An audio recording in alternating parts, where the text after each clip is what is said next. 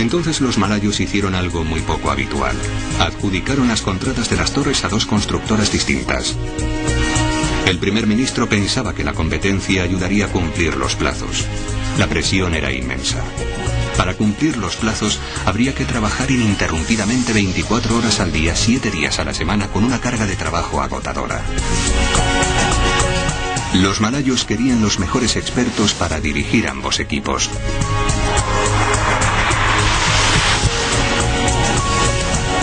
Y por primera y última vez, tomaron una decisión prudente en un proyecto lleno de altibajos.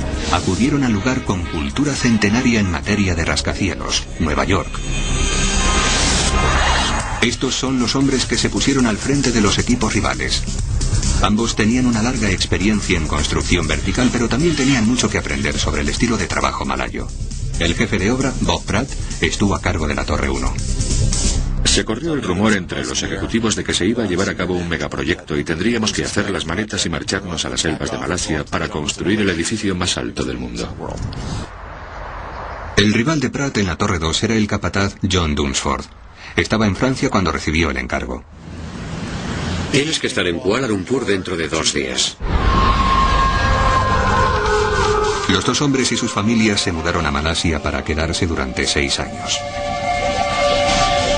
El reloj presupuestario ya estaba contando el tiempo que les quedaba para terminar el proyecto. Pero se encontraron con que ni siquiera podían empezar. Chocaron con un obstáculo importante antes de vertir el primer cubo de hormigón. Había un problema con el subsuelo. Fue uno de esos momentos en los que sucede lo peor que te puedes imaginar. Los ingenieros descubrieron que nunca se había efectuado un estudio geológico de la zona. Se quedaron desconcertados. Necesitaban conocer con precisión la composición del subsuelo antes de empezar a trabajar. Se produjo un parón que costaba cientos de miles de euros cada día que se desperdiciaba. Los geólogos comenzaron a perforar cientos de agujeros en busca de muestras. Estaban buscando un lecho rocoso, algo sólido sobre lo que cimentar las enormes torres. Los resultados del estudio fueron desastrosos. Lo que descubrimos fue que no solo estábamos situados encima de piedra caliza descompuesta, sino que también al borde de un precipicio. En un lado del solar había piedra caliza sólida, pero el resto era roca blanda y quebradiza. Se hundiría bajo el enorme peso de 2 rascacielos de 88 pisos. Si los construían aquí, el suelo se inclinaría desigualmente hacia un lado y las torres se hundirían o se derrumbarían. El equipo podría terminar con las torres inclinadas de Malasia. Todo el proyecto estaba en peligro y el tiempo seguía corriendo mientras buscaban una solución. Tuvimos que renunciar a todas las ideas previas que teníamos, las olvidamos y concebimos algo diferente. La idea de Charlie Thornton era extremadamente atrevida. Propuso trasladar el edificio 60 metros sobre el subsuelo más blando. Parecía una locura, pero tenía un fundamento muy claro. Planificaron introducir una serie de pilares enormes a 120 metros de profundidad hasta llegar al estrato duro de debajo. Entonces podrían construir su propio lecho rocoso encima. Los edificios iban a colocarse encima de un enorme colchón de cemento. Estaban a punto de clavar las torres al suelo con los cimientos más profundos del mundo. La construcción comenzó por fin a principios de 1993. La obra de cimentación fue una tarea ímproba en sí misma. Si el hormigón se secaba desigualmente, el colchón se agrietaría y se debilitaría gravemente su capacidad para sostener el edificio gigante que tendría encima. Así que tuvieron que vertir todo el hormigón de una sola vez. Eso significó que hubo que vertir hormigón ininterrumpidamente durante 52 horas, una carga de camión cada 2 minutos y medio. Eran los cimientos más grandes de la historia de Malasia. La logística era abrumadora. A su cargo estuvo Charlie Chileya. Como nunca se había hecho antes, estábamos tan impresionados que nos pusimos a trabajar frenéticamente. Durante las primeras 5 horas todo marchó bien. Entonces llegaron las lluvias a Kuala Lumpur. El equipo tuvo que reaccionar con rapidez. Contaban con la lluvia, pero no a esa escala.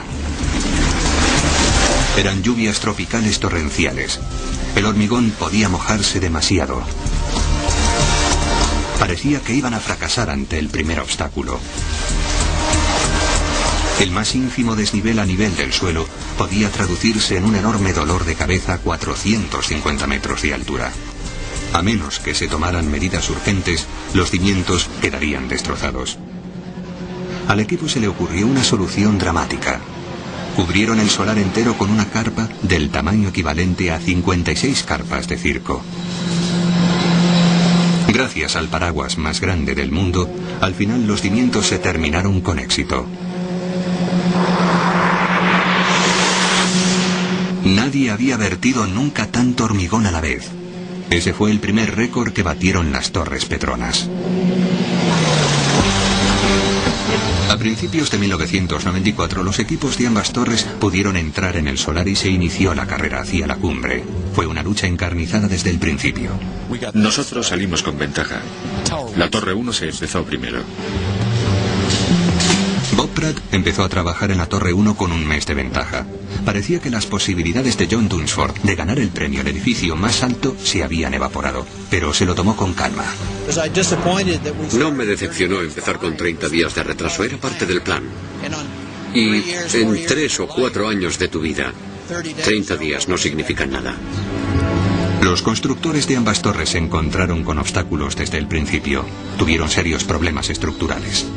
Los primeros meses de trabajo fueron un desastre. Nada salía bien. Los plazos fijaban que había que construir cada uno de los 88 pisos en solo 4 días. Ellos estaban tardando 8. La rivalidad era cada vez más patente.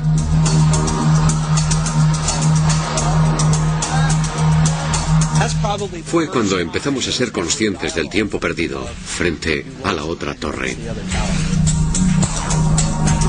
La diferencia estaba clara.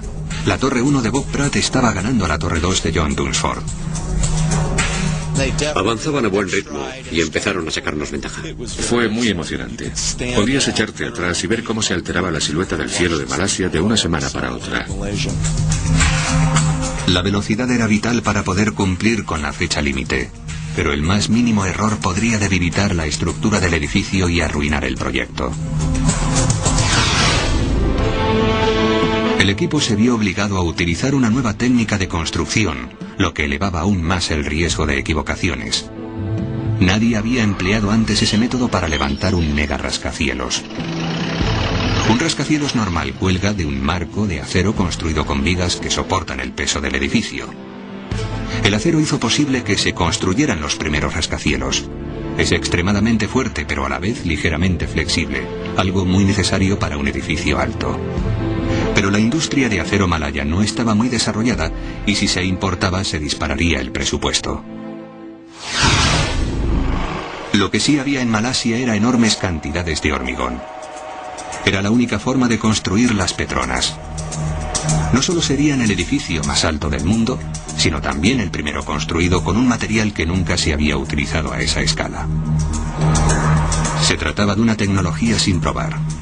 En lugar de un marco de acero para sustentar el peso del edificio, las Torres Petronas utilizaron un anillo de 16 pilares de hormigón unidos por vigas. Entre ellos tendrían que sostener 270.000 toneladas, 7 veces y media el peso del Titanic.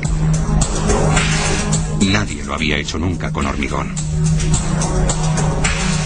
El hasta entonces edificio más alto de Malasia solo medía 250 metros. Las Torres Petronas iban a medir casi el doble. El hormigón convencional se habría desintegrado bajo ese peso.